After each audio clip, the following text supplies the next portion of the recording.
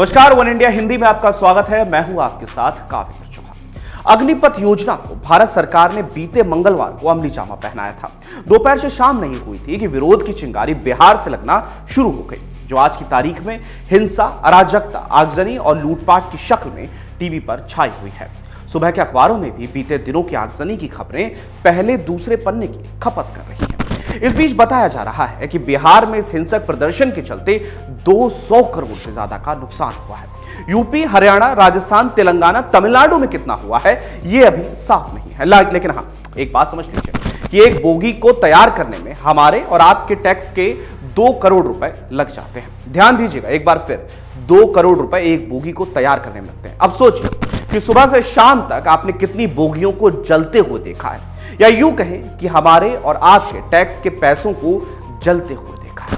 अब आते हैं उस मुद्दे पर जिस पर हम अपने इस वीडियो को खर्च करने जा रहे हैं। वो दरअसल एक सवाल है जो बहुत से लोगों के जहन में है। सवाल है कि जो आगजनी हो रही है, हिंसा हो रही है, ट्रेनें जलाई जा रही हैं, क्या इसके लिए कोई कानून नहीं है? गिरफ्तारियां भी हो रही हैं, तो किस मामले में हो रही हैं? कानून आखिर क्या कुछ कहता है? तो चलिए आपको बताते हैं। भारत में सार्वजनिक संपत्ति को अगर कोई नुकसान पहुंचाता है तो उस पर पीडी-पीपी एक्ट यानी prevention of damage to public property act 1984 के तहत कार्रवाई की जा सकती है। इसमें 6 महीने से लेकर 10 साल तक की जेल हो सकती है। पीडी-पीपी एक्ट में हिंसक विरोध प्रदर्शन के दौरान संपत्ति को नुकसान पहुंचाने पर दंड देने का प्रावधान किया गया है, लेकिन संपत्ति को हुए नुकसान की भरपाई करने का कोई प्रावधान नहीं दिया।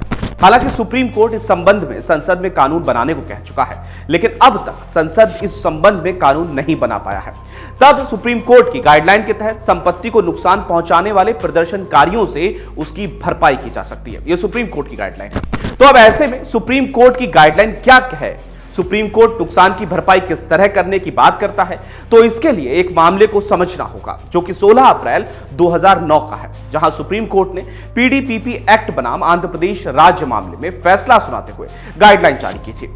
इसमें सुप्रीम कोर्ट ने साफ कहा था कि अगर कोई किसी हड़ताल, बंद या विरोध प्रदर्शन के दौरान पब्लिक या प्राइवेट प्रॉपर्टी को नुकसान पहुंचाता है तो उस नुकसान की भरपाई उस व्यक्ति या संगठन से ही की जाएगी जिसने संपत्ति को नुकसान पहुंचाया है। तो कुल जमा बात यह है कि सार्वजनिक संपत्ति को नुकसान पहुंचाने वालों को नुकसान की भरपाई करनी पड़ सकती है। इसके साथ ही 10 साल की सजा भी हो सकती है। और एक बारीक लाइन को भी समझना होगा कि लोकतंत्र में प्रदर्शन करने की इजाजत है, हिंसक प्रदर्शन करने की आजादी बिल्कुल नहीं है। हिंसक प्रदर्शन आपका भविष्य हमेशा के लिए खराब कर सकता है। फिलहाल के लिए इस खबर में इतना ही। अपडेट्स के लिए बने रहिएगा वन इंडिया हिंदी के साथ।